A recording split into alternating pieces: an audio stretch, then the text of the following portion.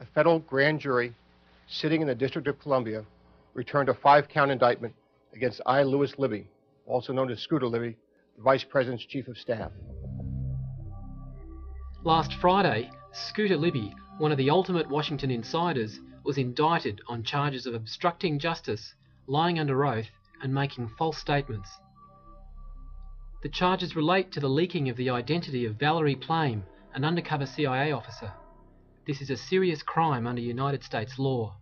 Plame's husband is former Ambassador Joe Wilson. I have been asking them to do privately for 3 months. In July 2003, he wrote in the New York Times that the Bush administration twisted intelligence to exaggerate the case for war in Iraq. A week after that, an American journalist, opinion writer by the name of Robert Novak, wrote an article in which he compromised the identity of a clandestine member of the Central Intelligence Agency's spy operation, and that person happened to be my wife. It was my speculation was that the article was written and was sourced back to senior administration officials, by the way. The indictment of Scooter Libby paints a compelling picture of the Vice President's staffers actively digging for dirt to discredit Joe Wilson.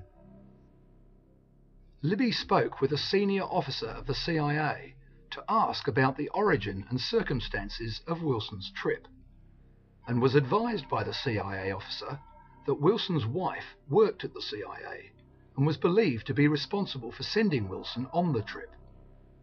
But under oath, Libby had claimed that he only learned about Wilson and his wife after speaking with reporters. This claim was dismissed by the prosecutor as a lie. Mr. Rowe, what's your mood today? I'm going to have a great Friday and a fantastic weekend. Hope you do too. It was also expected that key presidential advisor Karl Rove, frequently referred to as Bush's brain, would also feature in the indictment. He's not named, but the indictment tantalizingly refers to Official A and his complicity in the affair. The article was written. For Joe Wilson, the whole saga reflects the White House's obsession with muzzling its critics.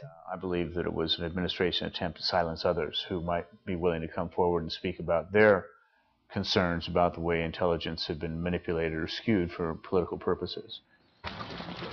Prosecutor Pat Fitzgerald has reminded Washington that the investigation is not over yet, and Scooter Libby is due in court tomorrow to be formally charged.